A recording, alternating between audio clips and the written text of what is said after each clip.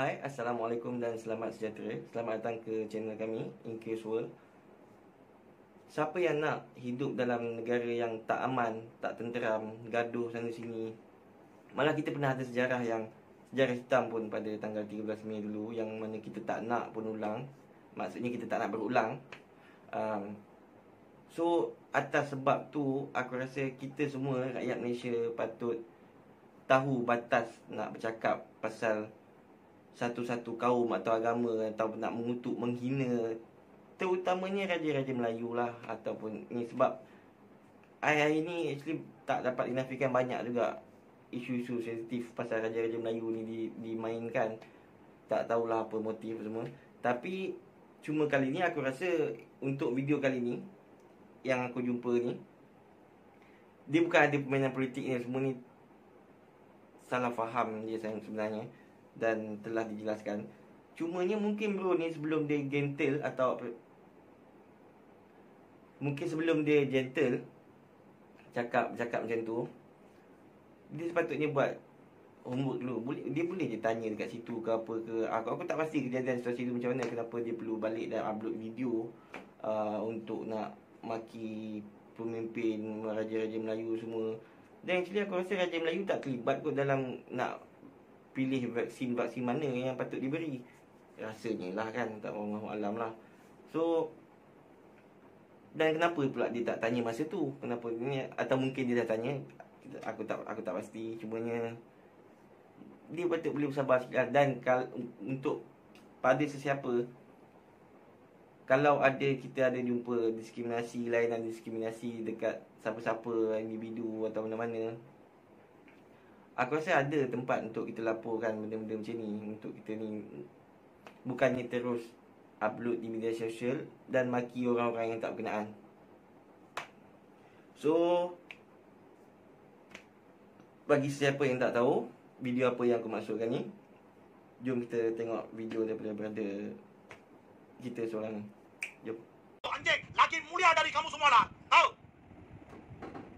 Dengan satu perkataan agama, you orang pisahkan semua rakyat Malaysia. Sekarang lu cakap untuk Muslim, you orang bagi Pfizer BioNTech, bukan Muslim, you bagi China yang Sinovac.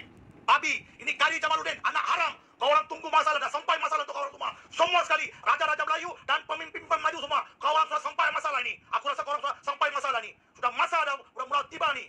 Aku betul-betul sudah hot ini. Kau orang fikir kami pun manusia kau atau apa? Dalam makanan, kau orang cakap kita resis. Muslim, non-Muslim, halal, non-halal. Itu kepala bapak kau makan babi ke? Kau orang tak makan babi ke? Itu lantak sama kau orang lah.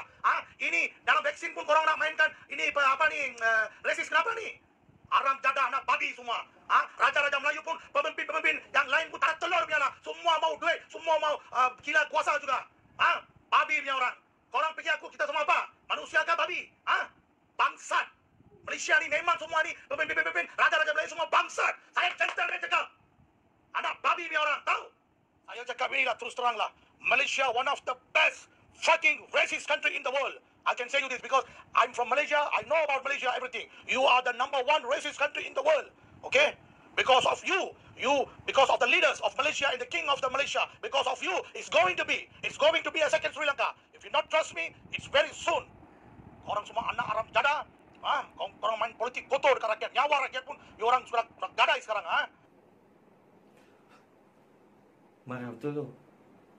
Aku tak nak judge apa-apa. Mulanya pada mula aku tengok video ni, aku tak nak cakap apa-apa lagi. Sebab aku tak tahu kenapa dia marah. Aku dah tahu kenapa dia marah, tapi aku tak pasti benda tu betul ke tidak ke. Sebab kalau takkanlah dia tiba-tiba nak cakap macam tu, mesti bersebab kan. So tak kisahlah apa kaum dia sekalipun. So aku cari dulu info pasal pembahagian vaksin ikut agama, kaum semua ni. Dan tak sampai 5 minit pun sebenarnya aku dah jumpa dah apa yang brother ni cakap ni. Dan rasanya isu tu tak besar pun, dan apa yang dia cakap tu tak banyak yang bukan fakta tapi auta. So bro, sabar dulu, relax, tenang. Aku rasa jangan dulu laksanakan hajat kau nak tukar Malaysia ni jadi Sri Lanka. Sebab aku takut nanti kan kalau Sri Lanka ada dua, syarikat airlines confused. Nak pergi mana? Susah lah. Lagipun siapa yang nak datang Malaysia ni, dia tak jumpa Malaysia kat mana dah. Sabar. Okey, kisahnya macam ni. Pada hari kejadian, mengikut ini Jamaluddin punya, menurut KJ punya cakap, memang dia orang ada buat pembahagian lah, tapi pembahagian tu semua mengikut suntikan yang patut diterima. Tak ada isu pemberian vaksin mengikut kaum. Sebab apa yang dinyatakan oleh KJ adalah sebenarnya seramai 943 orang telah hadir untuk menerima suntikan vaksin pada hari itu. Dan daripada 943 orang ni, 691 orang menerima vaksin Sinovac dan 252 adalah community. Dan daripada 691 orang yang menerima Sinovac, 142 orang adalah Islam dan 549 lagi adalah bukan Islam. Manakala bagi vaksin community pula, daripada 252 orang yang menerima suntikan, 169 adalah Islam dan 83 orang adalah bukan Islam. So tak ada pun istilah yang bagi dekat Islam saja, non-kafir, dan yang bukan Islam punya ambil kat kafir. Untuk non-Muslim, you kasih orang Cina punya, tahap keberkesanan kurang punya, cuma 50%. Untuk orang Melayu, you mau kafir punya. Sekarang USA tu, bukan kafir kah? Anak babi.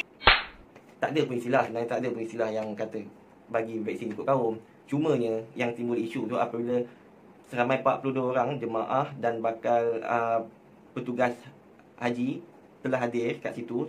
So bagi bro ni yang tak tahu, kerajaan Arab Saudi hanya akan menerima orang yang datang yang dah menerima suntikan vaksin daripada AstraZeneca ataupun community sahaja. So that's why untuk 42 orang ni diberikan suntikan vaksin community. So mungkin masa itulah yang bro ni nampak macam seolah-olah macam ada pemberian vaksin mengikut agama. Isu ni tak ada pun. So rasanya better bro sabar-sabar dulu. Dan rasanya kau boleh je tanya dulu dekat member kau yang dah suntik tu. Sebab kabarnya dia orang semua pulang dengan gembira kot.